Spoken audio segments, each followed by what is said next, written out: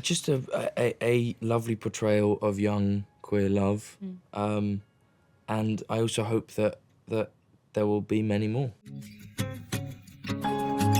What do you think exploring the breakup between Nick and Charlie I was going to say season, this movie, has added to the story, and how has it changed their relationship? I think it really shows their maturity, or their increasing maturity, and I think it's inevitable that these characters would have some sort of friction at some point, and I think it's a really healthy example of showing tension and showing like that people make mistakes, and you like in the film is a lot about both these characters finding their own without each other, whilst also then being able to be together but also being their own person, which I think is really important. Yeah, and I think that like couples argue and they fight, and especially when you have all these amazing feelings and these intense feelings, and Nick and Charlie just sort of had been bottling so much up, and talking about having really difficult conversations, but never really having the difficult conversations about their relationship. So I think that it was as you say, a healthy thing to present that people do get upset with each other. And that they can find their way back as well. Exactly. This movie had a lot more sex scenes in it than the previous seasons. What has it been like showing the maturation of Nick and Charlie's relationship in that way? I think it's been a really lovely gradual process of seeing them sort of discover their own, desires and general kind of sexuality, and the way that they can show their intimacy and love for one another and desire for one another, in a way that is both incredibly loving and also fun, and like they're young and sort of learning and discovering things. So I thought it was again a nice step in a further in that direction. I think it's really lovely to see them having gone from so afraid to even admit their feelings for one another, then being really passionate, and I love that story arc between them. Yeah. What kind of lasting legacy do you hope Nick and Charlie's love story will have? And what would you like to say to the fans as Joe and Kit signing off as Charlie and Nick for good? Oh, I'd like to say thank you for watching, and this show wouldn't have been successful without the fans and the support of the fans. And so thank you from me for my career. And I think Nick and Charlie probably would say thank you too for enjoying their story.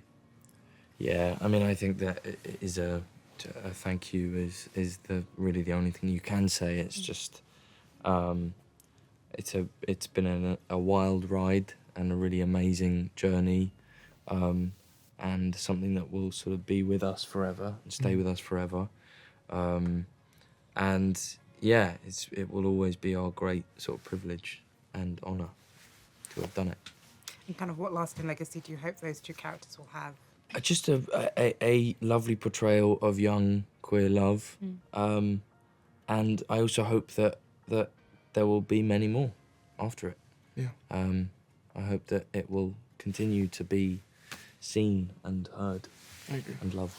What scene in the movie did you two both share that felt the most meaningful to you both, and why? I think the makeup scene on the beach was just really beautiful, and I was really looking forward to shooting it, and I think it is just a really lovely point in the film where you're not really sure where they are and how they feel about the situation, and there's this sort of feeling of we don't really know either, but all we do know is that we really love each other. We really care about each other. So that was beautiful. That's also. Kit, we see a more troubled side of Nick this movie. What was it like to explore this angrier version of Nick, and what has it been like taking Charlie and Nick's relationship on this from this perspective, with Charlie being the more self-assured one this time? I think it was really interesting. I find that when, people react to things differently, but I think that like when someone is really struggling, sometimes they do just kind of go insular, and they'll have like little bursts of whether it be emotion, like whether sadness or anger or whatever. But I think a lot of it is a kind of general sort of draining feeling of just like exhaustion, and I thought that that was something that I kind of wanted to play with in the film. But yeah, what would you say about their relationship? Yeah, I think the film really is a graduation into like a more mature version of these characters, and so their issues and the things that they go through mature with them too, and it's great that we got to show that. Tara and Darcy have both grown as a couple, but also separately. Tara finding her identity outside of being a high-achieving academic, and Darcy stepping more authentically into their non-binary identity. What was it like portraying the growth, and why are both those narratives important to explore in a YA franchise? Darcy's transition wasn't planned, and it didn't feel that way at all that it wasn't planned. It does feel like this was the way that Darcy was leaning anyways. And it's so nice to have a little bit of myself in the character. And obviously it's not like a one-to-one of my experience, but it is really nice to explore like similar themes and similar ideas to things that are like legitimately authentic to me. And that feels really special, actually. Yeah. And I think, yeah, the growth that Tara goes through as well, I think coming into her own, I think that again is authentic to me. Like you just, I think, yeah, they reach the stage where it's like, oh, you do come into yourself and come into your own and find more agency. And I think it all just sort of happened at the same time as our lives in a weird way. Yeah. So yeah, it's really beautiful, and I think it's important because that's life, and Heartstopper is great at capturing that. Do you know what I mean? Those like really specific, unique moments. Sorry. Yeah.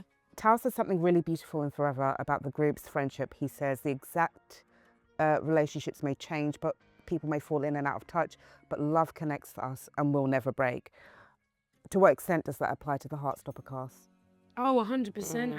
I think that quote, that beautiful quote from Tao that I can't remember word for word right now, is so true for us all. Like since season 1, we've all kept in contact. You speak to people as and when they're free, and we like see each other more or less depending on what's going on with life. But yeah, the love is always there. Yeah. 100%.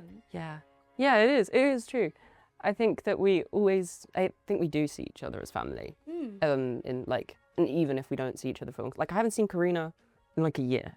Has it been a year? Shut up, that's a lie. Right? What lasting legacy do you hope Tara and Darcy's love story will have? And what would you like to say to fans as Corinna and Kizzy signing off as Tara and Darcy for good?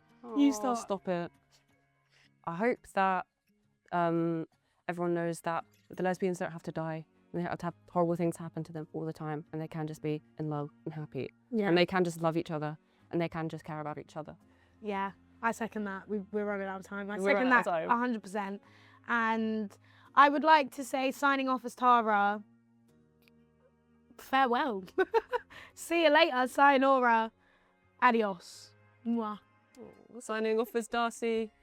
You can't be too much. You can only be yourself. Yeah, that's nice. I thought that was It's cute. probably better than mine. You just said sayonara. Bye-bye. Sayonara, bye. Was there any special piece of prop clothing that you took from the set to commemorate the end of shooting? Is there any? I don't actually think I took anything from The film. the film set, but I do have in season 1 Tara's little clips. I have those, and I have Tara's Higgs tie. Yeah, I've got my tie. My tie is my favourite thing. I want to do something with it. I kind of want to like make an art piece out of it or something. But I've got my Higgs tie. I wish I had the planner. I saw Joe talking about the planner, and I don't have the planner because that was so fun. But no, I wish I had more. I wish I'd taken more, and now I can't go back and do it.